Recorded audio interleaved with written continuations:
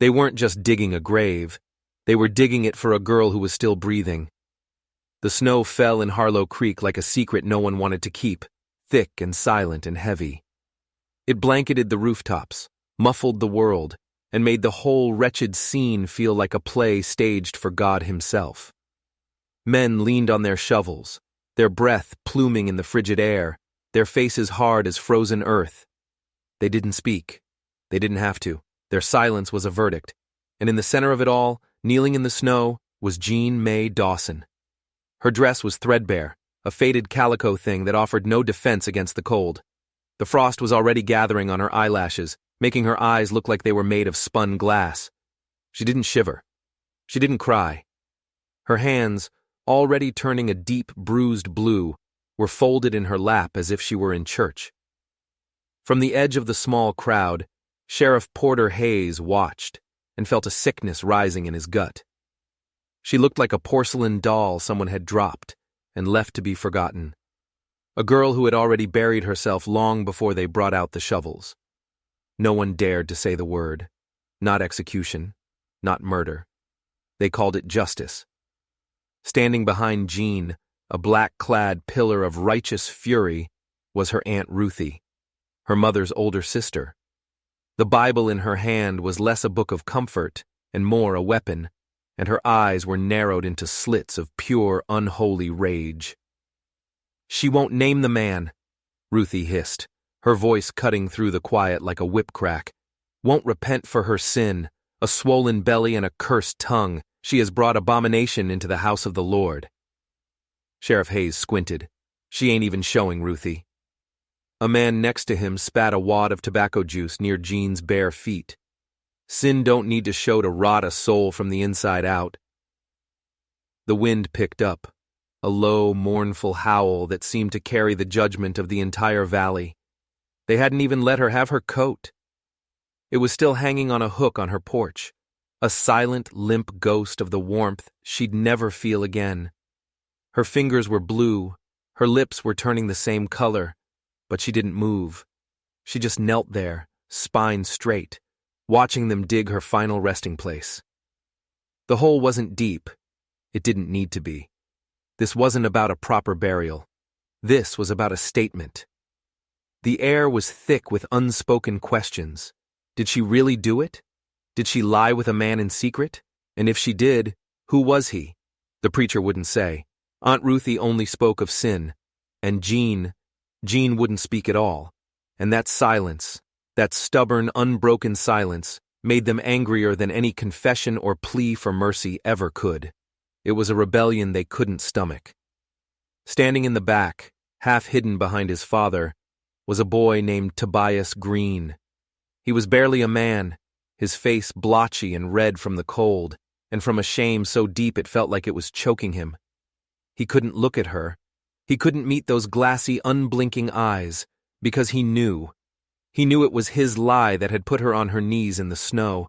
It had started so small, a stupid boast to make the other boys jealous, a whisper of a night that never happened. He just wanted to feel important for a minute. But a rumor in a town like Harlow Creek is like a spark in a dry forest. Once it reached the ears of Aunt Ruthie, that spark became a wildfire. His lie became her gospel. And now, this. Sheriff Hayes rubbed his face with a gloved hand. "This ain't a hanging," he said, mostly to himself, as if the method made the outcome any better. "No," Aunt Ruthie snapped back, her eyes glinting. "We leave the final judgment to the Lord.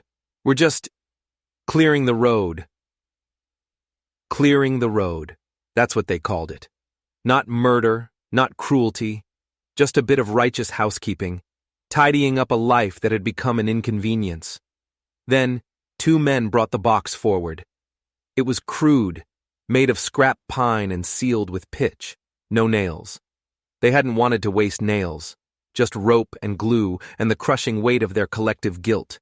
It was just big enough for a body that wasn't even dead yet. Jean finally blinked, a slow, deliberate motion. Her eyes traced the knots in the rope that held the lid, as if she were memorizing the pattern, committing to memory the very thing that would seal her fate. No one noticed her lips were moving, A faint, almost imperceptible whisper. She wasn't praying. She wasn't begging. She was whispering a name. But that's not the most chilling part. Because high on the ridge above them, hidden in the dense stand of pine trees, a figure stood watching. He was as still and silent as the snowfall itself, a dark shape against the stark white of the landscape. His name was Sunny Redhorse, and he was wrapped in a deerskin cloak that blended with the bark of the trees. He'd come into Harlow Creek for salt and flour. He stayed for the silence. He stayed because he'd seen this play before. He'd seen the self-righteous anger. He'd seen the mob calling itself justice. The memory of his own wife, Nita, flickered behind his eyes like a dying ember. How they had dragged her away from him, her only crime being that she spoke the truth to men who didn't want to hear it. This world, he knew, had no room for a woman with a story and a spine. And this girl, Jean Dawson, she looked like Nita, not in the face, not really, but in the set of her shoulders, in the way her shame didn't bend her, the way her silence screamed louder than their accusations. The men stood back. They made her climb in the box herself. Jean rose to her feet. Her legs trembled, but she didn't stumble. She walked the few steps to the open grave, to the crude wooden box waiting inside it. Not a single person moved to help her. Not a single tear was shed for her. The only sound was the soft crunch of the snow under her bare, freezing feet. She paused at the edge, took one last look at the gray, unforgiving sky, and then she stepped into the box. When they placed the lid on top, the sound of the wood scraping against wood made Tobias Green flinch so hard he almost cried out. A man beside him grunted with satisfaction. "That'll teach the others." The preacher didn't pray. He just stood there, his own Bible hanging limp at his side.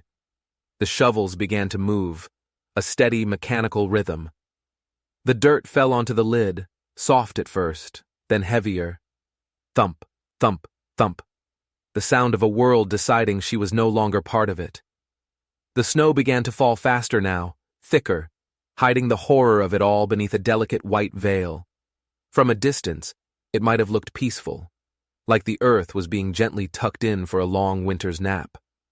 From the ridge, Sunny Redhorse did not move. He waited. He watched as the last of the men patted the small mound of earth, shouldered his shovel, and trudged away. He watched as Aunt Ruthie lingered, whispering one last venomous verse over the grave. He watched as Sheriff Hayes cast one last uneasy glance toward the woods, as if some small part of him knew that judgment hadn't just been left to God. It had been witnessed by something else, something colder.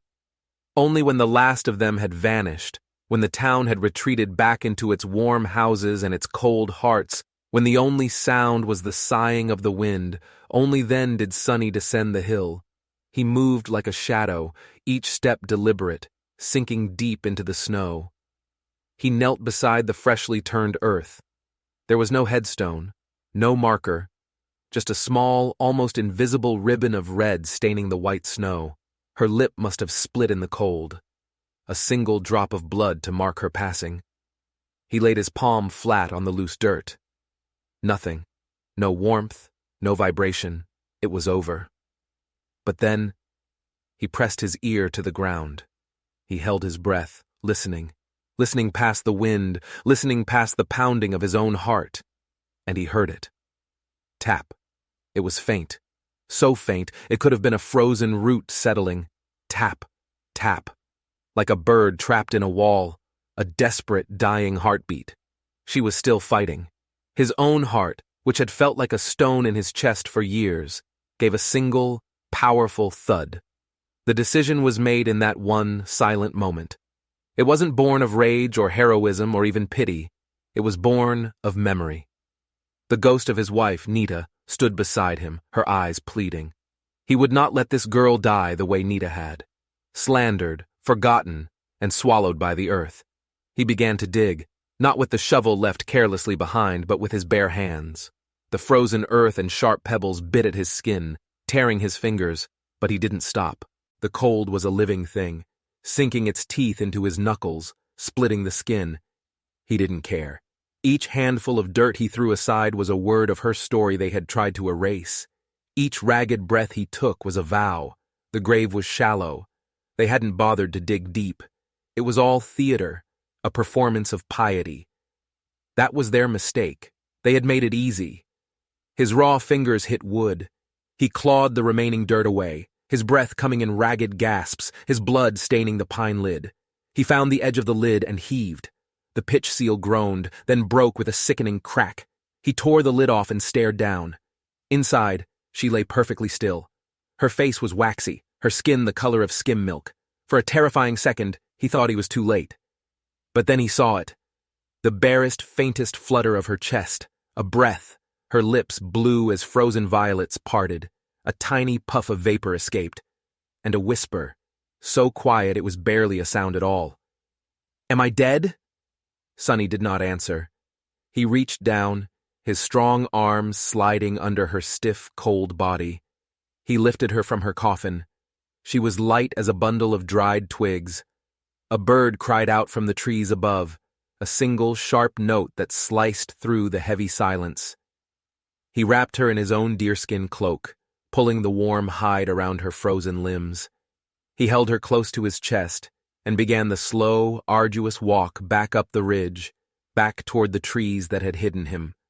The forest closed in behind them like a curtain being drawn at the end of a very, very ugly play. Behind them, the empty grave remained, a gaping wound in the snow. And on the porch of the town's abandoned chapel, a single candle that no one remembered lighting suddenly flickered and went out. Somewhere in the valley, the river ice was beginning to crack and groan.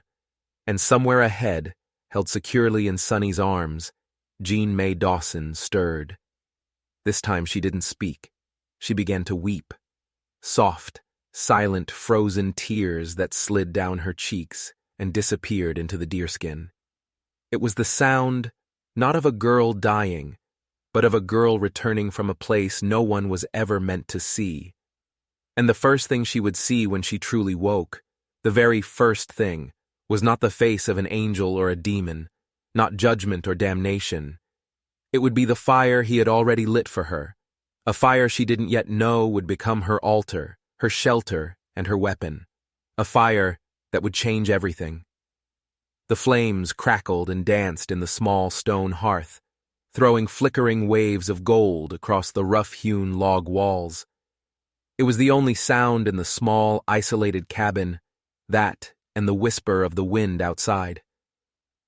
Sonny sat on the floor beside the fire, his knees drawn up, the girl cradled in his arms.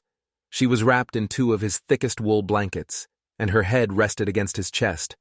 Her breathing was faint, but it was there, a tiny cloud of mist with every exhale. He had carried her for what felt like an eternity, through the dense, snow-choked woods, across 2 frozen creeks where the ice threatened to give way with every step. Her body had been stiff, her limbs like frozen branches. Her heartbeat, when he could feel it, was a frantic, terrified question. He hadn't spoken to her, not once. It wasn't time for words yet. The cabin held a silence that was thicker than any sorrow. The air smelled of pine smoke, damp wool, and something else, the faint, metallic scent of half-frozen blood. Her dress, caked with mud and grave dirt, was still on her. He hadn't tried to remove it.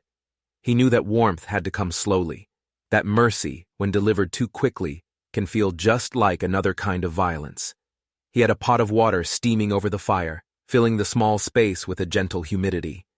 He kept the room dim, lit only by the hearth. He had learned a long time ago that souls coming back from the dark needed time for their eyes to adjust. Slowly, her eyelids fluttered open, not all the way, just a crack, enough to register the dance of the firelight, the unfamiliar ceiling, the solid warmth of the body she was leaning against. Her lips moved, forming a word that was half breath, half sound. Why? It wasn't a question born of fear or anger. It was a question born of an exhaustion so deep it went all the way to her bones. Sonny looked down at the top of her head. His voice, when it finally came, was as low and steady as the burning embers. Because you were still breathing. Her eyes fluttered closed again. He hadn't expected anything more. He dipped a clean cloth into the warm water, wrung it out, and gently began to wipe the grime from her hands. He cleaned away the dried mud, the pine needles, the smear of crusted blood from where her skin had split.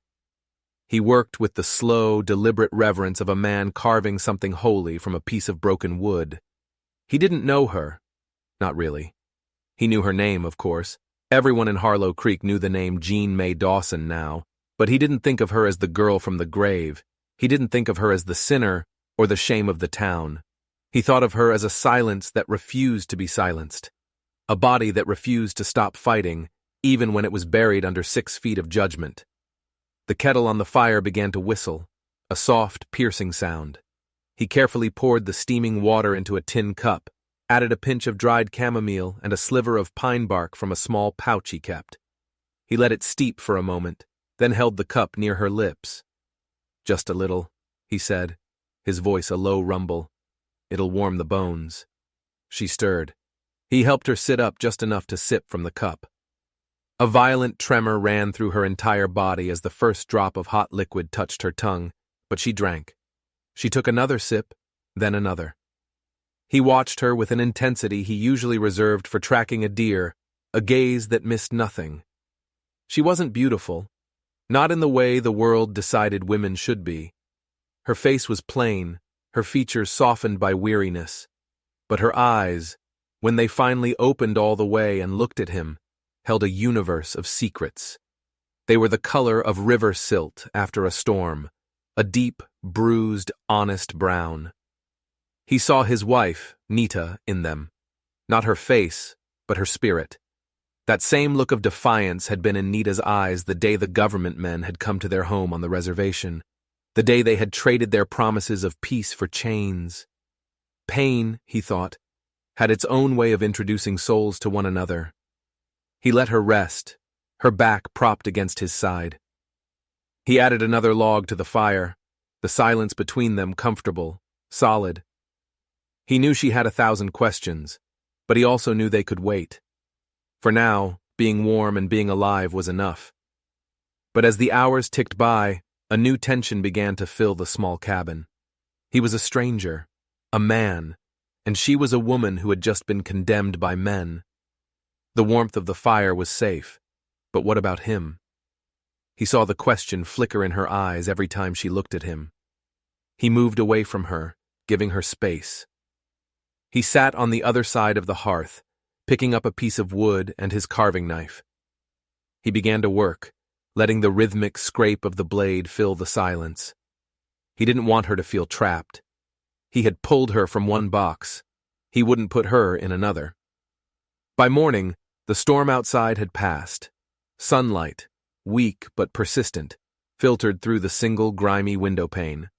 Jean was sitting up on her own, propped against the wall, the blanket still wrapped tightly around her. She was staring out the window, at the snow clinging to the glass in delicate, intricate drifts. She hadn't asked where she was. She hadn't asked his name. But when she finally spoke, her voice was stronger, though brittle as ice. "You should have left me." Sonny paused his carving. He didn't look up from the piece of wood in his hands. "You wanted to die?" "No," she said, her voice sharp. "But they did. And in my experience, people usually get what they want when they gather in large enough numbers." He stopped carving. He looked at her then, a long, searching look. And he gave a single, slow nod. He understood that better than almost anyone. "So they buried you," he said. It wasn't a question. She turned her gaze from the window to him. "I didn't cry," she said, as if it were a confession. "No," he agreed. "You didn't."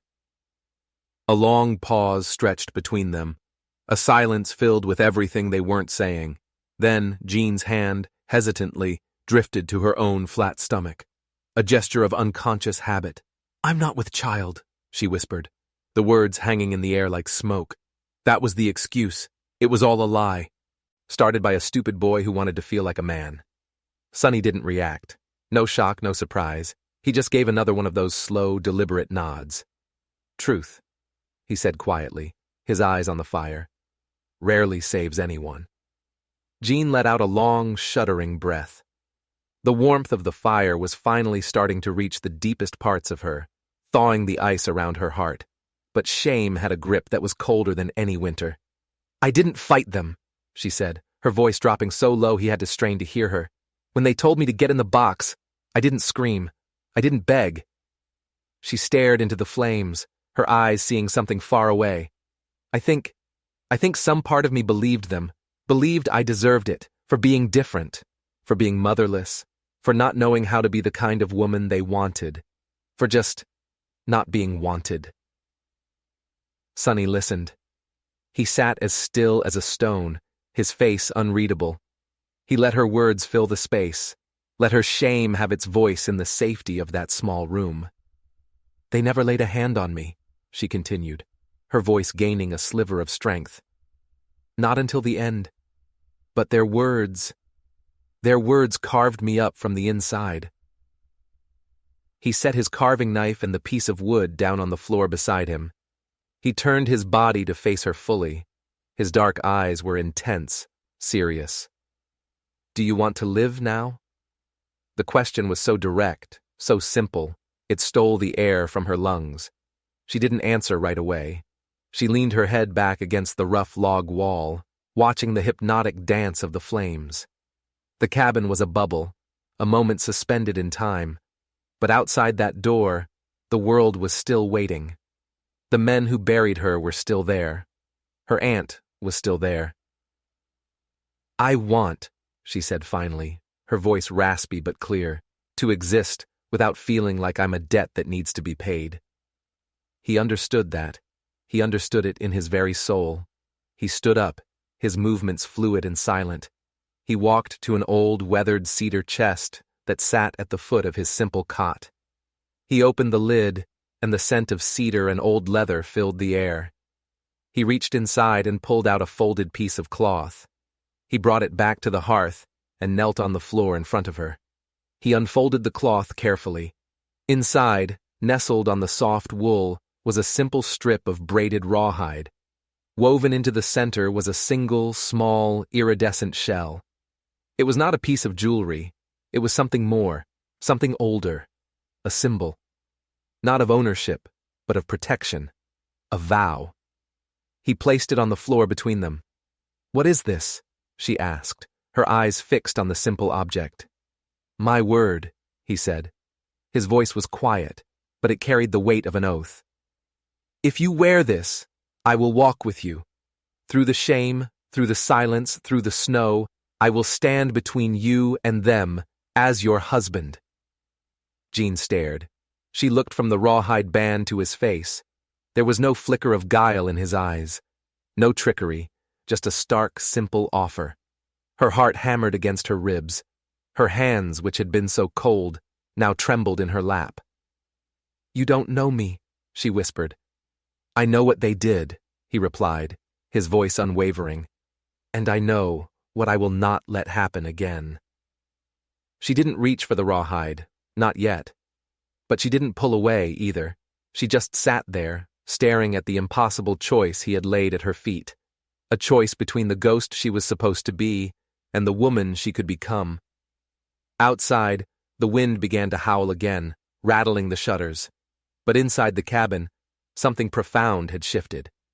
A fragile, tentative bridge was being built across an ocean of silence and pain. Later that day, he made a stew of rabbit and wild onion. She ate, small, hesitant bites at first, then with more purpose. When he handed her a carved wooden spoon, she didn't just use it. She turned it over and over in her hands, her fingers tracing the intricate patterns carved into the handle. You made this? She asked. Yes. Why? He paused, looking into the fire. Because hands need something to do when the heart is full of ghosts. She looked at him then, a long, searching look, and without another word she reached down and picked up the rawhide band. She didn't put it on her finger like a wedding ring. She didn't put it around her neck. She fastened it around her wrist. The very wrist that the men from the town had bound when they led her to her own grave. She stood up, her movement slow but steady. She walked to the cabin door and pulled it open. A blast of frigid air and a swirl of fine snow rushed in, stinging her cheeks. She took a deep breath, and she stepped outside. Barefoot. Just for a moment. The frozen ground bit at the soles of her feet, but she didn't flinch. She just stood there, face tilted to the sky, letting the cold shock her back to life. Sonny followed her out, standing a few paces behind her. He didn't speak. He just waited. "They'll come for me," she said, her voice clear and strong in the cold air. "When they find out I'm not in that hole." He nodded. "Let them." She turned to face him, her eyes locking onto his. "You think you can stop them all?"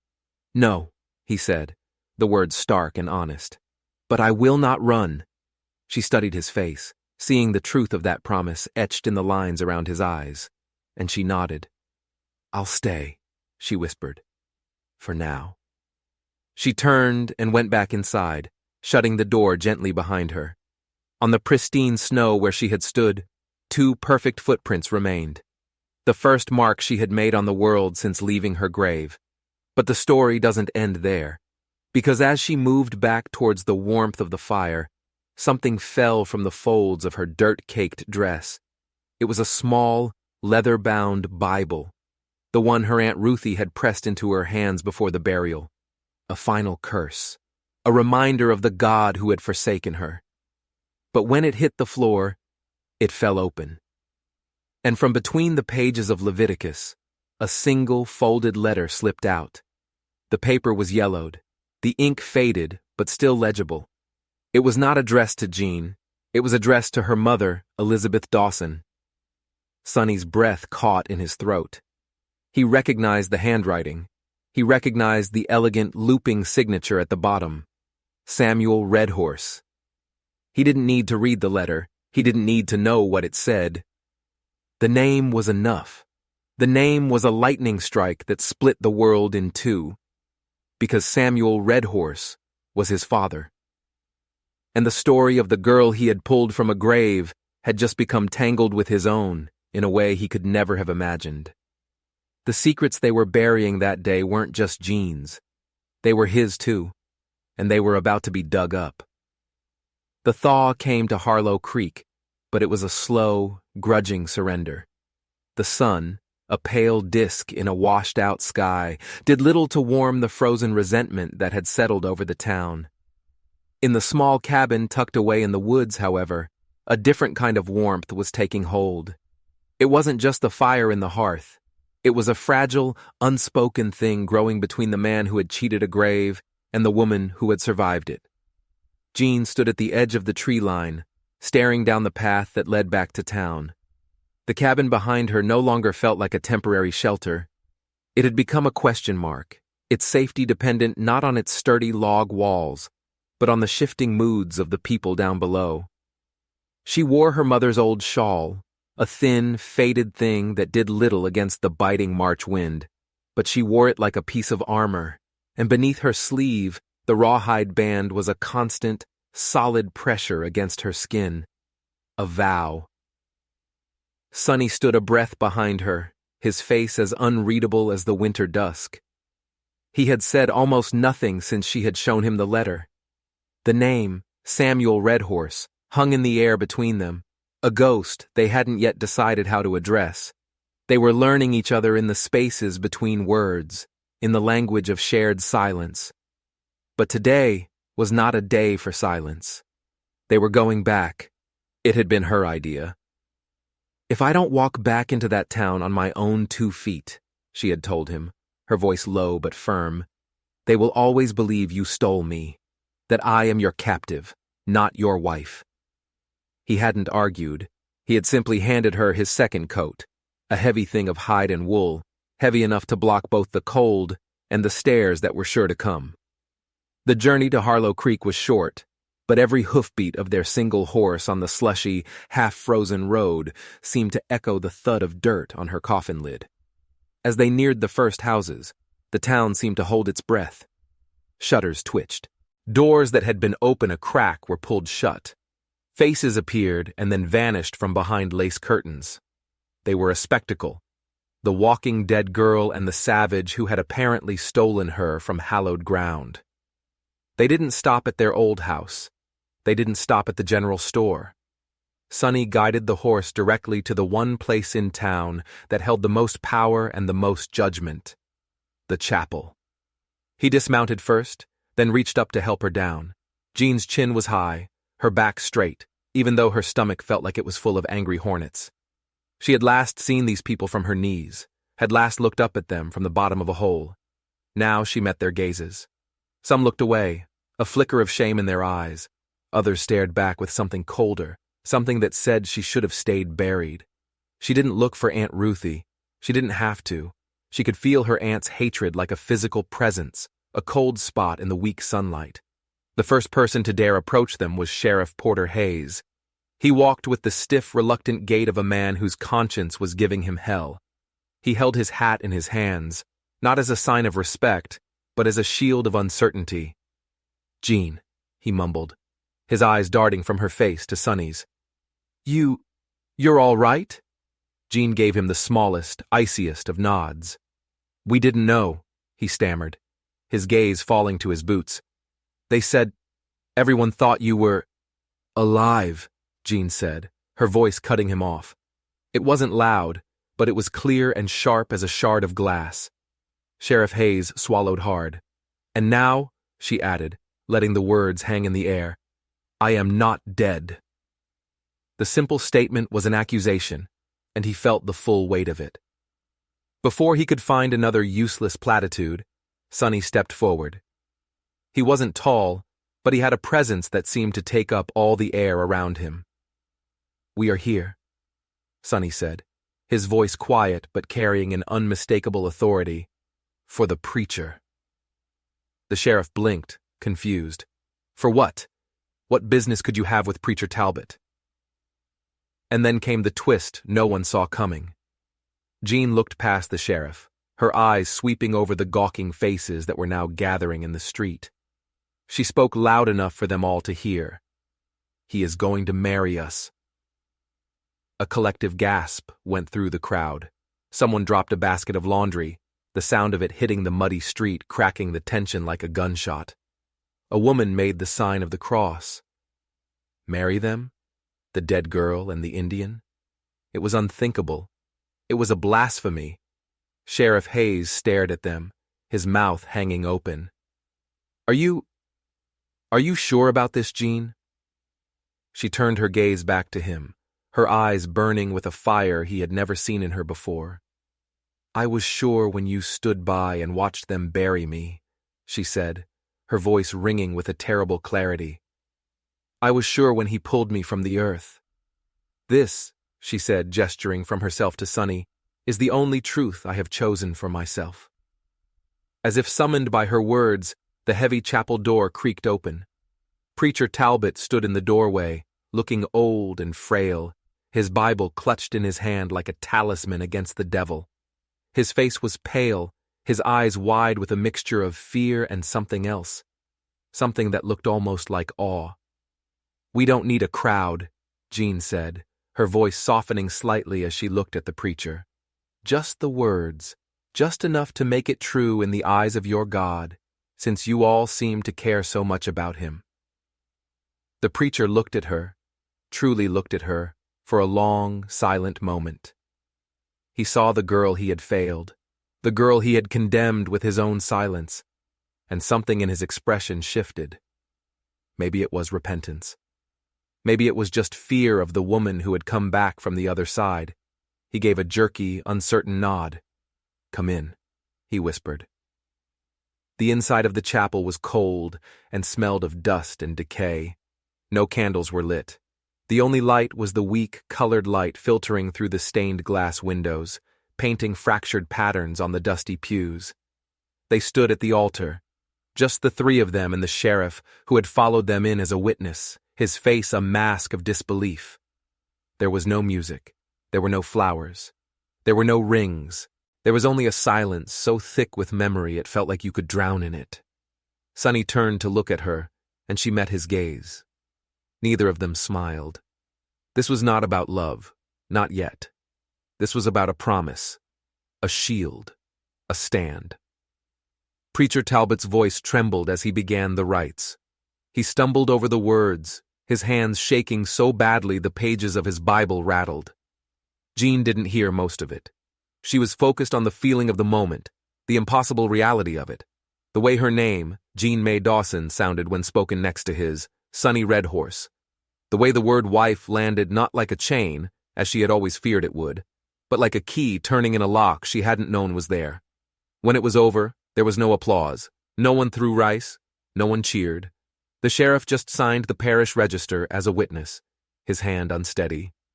She was married, to the man who had dug her out of her own grave. They walked out of the chapel the same way they had walked in, side by side. The crowd was still there, but they were silent now, their shock having given way to a stunned confusion. As Jean and Sunny mounted their horse and turned to leave, a baby started to cry somewhere down the street. A dog barked. The ordinary sounds of life, continuing on, completely untouched by the seismic event that had just taken place. But for Jean, the entire world had shifted on its axis. Back at the cabin, the sun was setting, painting the snow-dusted trees in shades of orange and violet. Sunny built up the fire while Jean carefully folded the shawl her mother had made, as if she were putting away an old, painful version of herself. She didn't talk about the town. She didn't talk about the stares or the whispers. Instead, she picked up the carved wooden spoon he had given her. "The spiral," she said, tracing the pattern at the end of the handle. "What does it mean?" He glanced up from the fire, his face illuminated by the flames. "It's a wind mark," he said. "My people use it to signify a journey, a path that is not straight." "It's beautiful," she whispered. He didn't reply, but a strange, soft look came into his eyes. He turned back to the fire, his hands suddenly busy. Later she found a pot of soup warming on the hearth. Corn, rabbit, and wild sage. The smell was rich and comforting. He watched her as she ate, not with the tense silence of before, but with a quiet, steady gaze. After they had eaten, she brought out the letter. His father's letter. "I still haven't read it all," she said, placing it on the small table between them. "Just the first line. And the name." Sunny looked from the letter to her face. "Why not?" "Because I'm afraid," she admitted, her voice barely a whisper. "I'm afraid of what else is in there, what other ghosts might be waiting." He nodded, understanding her fear. "Then don't open it," he said simply. "Not until you're ready." A small, genuine smile touched her lips for the first time. The simplicity of his acceptance was a gift. That night, they slept on opposite sides of the room again, as they had every night. She, tucked under a heavy quilt on the cot. He, sitting in the chair by the fire, keeping watch. But something had changed. The space between them was no longer filled with tension and uncertainty. It was filled with a quiet, growing thing. Trust. Not given, but earned. Dug out of the frozen earth. The next morning, they walked in the woods together. She asked him about his wife, Nita. He answered without hesitation, his voice low and full of a sad reverence. "She was fierce," he said. "She had a fire in her that made small men uncomfortable. They did not like a woman who could look them in the eye and not be afraid." "Did you love her?" Jean asked quietly. "Yes," he said. The word was simple, but it held a world of loss. Jean didn't press him, but her next question surprised them both. "Will you ever love again?" He stopped walking. He turned to face her, his dark eyes searching hers. "I don't know," he answered honestly. "Good," she said, looking away, at the trees. He tilted his head, a confused frown on his face. "Why is that good?" She met his gaze again, her own eyes fierce. "Because I don't ever want to be someone's replacement." He held her gaze for a long moment, and then he gave a single slow nod of understanding. "You are not," he said. And she believed him. That night she didn't sit across the room from him. She sat on the hearth beside his chair. They talked for hours, not about graves and fear, but about small things. The names of the stars, the way the snow sounds when it starts to melt. He told her a story from his childhood about trying to catch the moon's reflection in a bucket, and she laughed. A real, honest-to-goodness laugh. The sound of it seemed to startle him. He just stared at her, as if he had been living in a gray, silent world for so long he had forgotten what color and sound were like. She saw the look in his eyes, but she didn't comment on it. Instead, she held out her hand. In her palm was a spoon. She had carved it herself that afternoon while he was out checking his snares. It was rough and uneven, the wood still pale. But at the end of the handle, she had painstakingly carved a small, looping spiral. "For the journey," she said softly. He took the spoon from her, his fingers brushing against hers. He turned it over and over, his thumb tracing the spiral she had made. And for the first time since she had known him, a true, gentle smile touched his lips. It felt like the sun coming out. But just as that warmth was spreading through the small cabin, they both heard it. The unmistakable sound of a horse approaching fast. Jean's body went rigid. "Do you think... is it them?" Sonny was already on his feet, moving silently to the door. He peered through a crack in the wood. A single rider was pulling up, the firelight from the window glinting off the brass star on his coat. It was Sheriff Hayes. He dismounted, his face grim in the moonlight. "There's talk," he said without preamble, his voice low and urgent. "Bad talk. Some folks in town, they're not just confused anymore. They're angry. They feel humiliated." Jean stepped out onto the porch, pulling her shawl tight around her. "Then let them talk." The sheriff looked at her, at the new strength in her eyes, the defiance in her posture. "It's more than talk, Jean. They're saying a woman crawled out of her grave and married her gravedigger. They're saying it's witchery, or something worse. They're saying the town has been cursed by your survival." Sonny's hand, which had been resting on the doorframe, clenched into a fist. But Jean's voice was eerily calm. "If they still believe I am cursed," she said, "then they can come and say it to my face this time. I am done with holes in the ground." The sheriff let out a long, weary sigh. "Be ready," he said. "That's all I came to say. Be ready." He started to turn, to mount his horse, but he hesitated. He looked back at them, standing together in the doorway of the small cabin, silhouetted by the firelight. "For what it's worth," he added, his voice barely a whisper, "I was wrong, about all of it." He rode off, the sound of his horse's hooves quickly swallowed by the vast frozen silence of the night. Back inside, Jean didn't tremble. She didn't cry. She stared at the spoon she had carved, her knuckles white as she gripped it. "So," she whispered, "it begins again." Sonny came and stood beside her. He placed his hand over hers, his warmth seeping into her cold skin. "No," he said, his voice a low, steady rumble. "It does not begin again. It continues. And this time, we are not in the dark." The fire in the hearth flickered, casting their two long shadows on the wall behind them. They looked like giants. By the window, the letter from his father lay unopened. But as the wind began to howl, and the distant sound of angry barking dogs reached them from the direction of the town, Jean knew it was time. She could no longer be afraid of ghosts. She walked to the table, picked up the fragile, yellowed paper, and with a steady hand, she slid her thumb under the seal and opened it. The paper was soft as silk, the ink a faded brown. She scanned past the salutation, past the flowery words of love and regret, her eyes searching for the truth she knew must be there. And then she found it. A single sentence, written in a cramped, urgent hand. "To my beloved Elizabeth Dawson," it read, "our child must never know who I am. They will see the mixing of our blood as a sin beyond pardon. If they find out, they will not just scorn her, they will bury her too." Jean's blood ran cold. It wasn't just about a lie told by a boy. It was never about that. It was about her blood, her mother, and the man whose name was Samuel Red Horse. The dogs were getting closer, and she finally understood. The hole they had dug for her wasn't for a crime she had committed. It was for the crime of being born. The morning broke with a cruel, deceptive beauty. A fresh layer of snow had fallen overnight, covering the world in a pristine, glittering blanket. But the beauty was a lie. Sonny saw it the moment he woke. He didn't need to look out the window. He could feel it, a change in the air, a wrongness.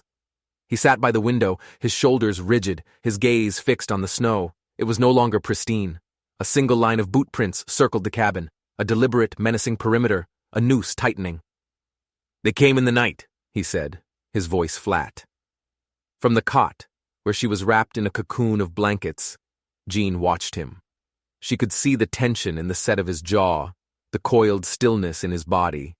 The letter lay open on the table, a silent testament to the truth she had finally uncovered. She hadn't spoken of it to him yet. The words were too new, too raw. But the knowledge of it lived inside her now, a cold, hard stone in her gut. "Who?" she whispered, though the answer was obvious. Sonny stood and pulled on his boots, his movements economical and precise. "The ones who believe the grave should have kept you," he said, his voice grim, "and the ones who believe I sinned by opening it." Jean sat up, her heart starting a frantic, panicked rhythm against her ribs. "They just want to scare us." He finally looked at her, his dark eyes holding hers. There was no comfort in his gaze, only a stark, brutal honesty. "No," he said, "not scare. Undo." She swung her legs out of the cot, the cold floorboards shocking her bare feet. She wrapped a quilt around her shoulders and walked to the table, her eyes falling on her mother's letter. "They will bury her too." The words echoed in her mind. Her entire life she had felt like an outsider, a puzzle piece that didn't fit. Now she knew why. The secret of her birth was a sin the town of Harlow Creek could never forgive. She took a deep breath and walked to the door. When she pulled it open, her breath caught in her throat. Their world had been violated. The large barrel they used to collect water had been split open with an axe, the ice inside shattered. The small coop he had built for a few chickens was empty, its door swinging eerily in the breeze, and on the front door of their cabin, painted in what looked sickeningly like animal blood, was a single stark red cross. A mark of plague, a brand of damnation. Jean didn't gasp. She didn't cry out. She simply stepped forward, barefoot into the snow, the cold a distant, unimportant fact. She reached out and touched the sticky crimson mark with the tips of her fingers. Then, with a slow, deliberate motion, she wiped her palm across the door, smearing the blood, erasing the cross until only a brutal, ugly smear remained against the grain of the wood. Sonny watched her from the doorway. "That won't be the last one," he said quietly. "No," she agreed, her voice a low, dangerous thing he had never heard before. She wiped her bloody hand on her dress. "But it's the last one that gets to stay." The rest of the day passed in the tense, stretched-out silence of waiting. Every snap of a twig in the woods, every caw of a crow, made them both jump. They performed their daily chores with a grim mechanical purpose. Jean chopped vegetables for a stew she wasn't sure they'd ever eat. Sonny sat by the fire, sharpening his long skinning blade against a whetstone. Shing, shing, shing. It wasn't a threat. It was a ritual, a way to keep his hands steady, to keep the rage that was building inside him from boiling over. The sun began its slow descent, dipping behind the snow-laden pines, and the sky turned a bruised, purple color. The air grew sharp, so cold it felt like it could shatter. And then they came, just as the last light faded. 5 of them, on horseback, materializing out of the twilight like wraiths. They wore scarves pulled up over their faces, hiding their identities, and they carried rifles slung low across their saddles. They stopped about 20 paces from the cabin, their horses stamping and snorting in the cold. Sonny stepped out onto the small porch. He was not armed. He didn't need to be. His stillness was its own weapon. One of the men dismounted. He was young, his movements jerky and uncertain. Even with the scarf, Jean knew him. She knew that walk, the way he held his shoulders, tense with a bravado he didn't feel. It was Tobias Green, the boy whose lie had started it all. "Red Horse," one of the older men on horseback called out, his voice muffled by the scarf. "You've taken something that didn't belong to you." "I married a woman," Sonny replied, his voice calm and level, carrying easily in the still air. "I took nothing." "She was condemned," another one spat, "by God and by this town, and now you parade her around like she's some kind of prize, like she's clean." And then, Jean stepped out onto the porch to stand beside Sonny. She wore no coat. She wore no shoes. She was still in the simple, mended dress she had almost been buried in. The dress she had wiped the blood on. Her hair was unbound, falling around her shoulders. She looked wild. She looked like a spirit who had clawed her way out of the underworld. Her voice, when she spoke, was not loud, but it cut through the tension like a razor. "You called me shame," she said, her eyes fixed on the masked riders. "He calls me wife, so I will stand here, not hidden, not ashamed, and not buried." One of the men, startled by her defiance, raised his rifle, just a few inches, but it was enough. Sonny didn't even look at the man. His eyes were locked on the rider. "You raise that weapon another inch," he said, his voice dropping into a low, deadly register, "and I promise you, it will be the last time you ever use it." The moment stretched, taut and breathless as a drawn bowstring. The world seemed to stop. The wind died. The horses went still. It was the precipice of violence, a breath away from blood in the snow. And then something broke. Tobias Green, the boy who had come to be a man, took a stumbling step forward. He tore the scarf from his face, revealing his pale, tear-streaked cheeks. "Stop!" he cried out, his voice cracking with a sob. "Just stop it!" The other men looked at him, their confusion visible even behind their masks. "She didn't do anything," Tobias choked out, the words tumbling from his mouth in a frantic rush. "It was me! I lied!" The silence that followed was absolute. It was more profound than the hush of the snow, more complete than the darkness of the grave. "I lied," Tobias repeated, his voice gaining a desperate strength. I said we, but we never. I never even touched her. I just wanted the other boys to look at me. I wanted to be someone." He turned his anguished face towards the other riders. "She didn't deserve any of this. It was all my fault." For a long moment, no one moved. The riders looked at each other, then at the sobbing boy, then at the two figures standing on the porch. The story they had built their righteous anger on had just crumbled into dust. The man with the rifle let out a string of curses. He spat in the snow, wheeled his horse around in a spray of white, and galloped back into the darkness. One by one, the others followed, their proud posse dissolving into a handful of shamed, retreating men. Only Tobias remained, standing alone in the snow, shaking. Sonny didn't move. He just watched the boy, his face a mask of stone. Jean stepped off the porch. She walked through the snow until she was standing right in front of him. She looked at the boy who had smiled at her in church, the boy whose tongue had become a shovel for her grave. "Why now?" she asked, her voice devoid of emotion. He swallowed hard, unable to meet her eyes. "Because," he whispered, "I see you in my sleep. I see them putting the lid on the box. I haven't slept a full night since." She looked at him for a long time, then she gave a single sharp nod. "Good," she said. The word hit him like a physical blow. He flinched, but he understood. He deserved it.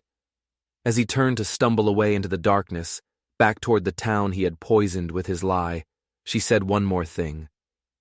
"Do not speak for me again, Tobias Green. Not ever." He looked back at her, just once, his face a mess of shame and relief. Then he was gone. Back inside, the fire was roaring, as if trying to burn away the chill of the confrontation. Jean stood in its warm glow, her arms wrapped around herself, Sonny poured 2 cups of tea, his hands steady once more.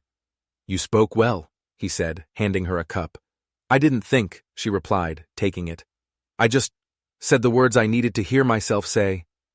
He allowed a small, faint smile. "That's when the words are truest." She held the warm cup in both hands, letting the heat seep into her frozen fingers. "They will still talk," she said, "even with the truth out." "Yes," he agreed, "but the words won't have the same teeth." She looked at him over the rim of her cup. "You never asked me about the letter. I figured you would speak of it when you were ready." She nodded, taking a deep breath. "It was from your father, to my mother." She finally said the words aloud. "My mother loved him, but he was Apache, and she was white. In a town like this, a child from that union was a sin they couldn't forgive. He left to keep her safe, to keep me hidden." Sonny stood perfectly still. The only thing that moved was the firelight flickering in his dark eyes. "So we are," he started, but couldn't finish the thought. "Connected," she finished for him. "Not by the laws of family they would understand, but by blood, by a story they tried to bury." He let out a long, slow breath. The silence in the cabin was different now. It was filled with the weight of a shared history, a secret that bound them together more tightly than any marriage vow. "I don't know what to do with that," he finally whispered. "Neither do I," Jean said. "But it doesn't change what you did for me, and it doesn't change what I chose on that day in the chapel."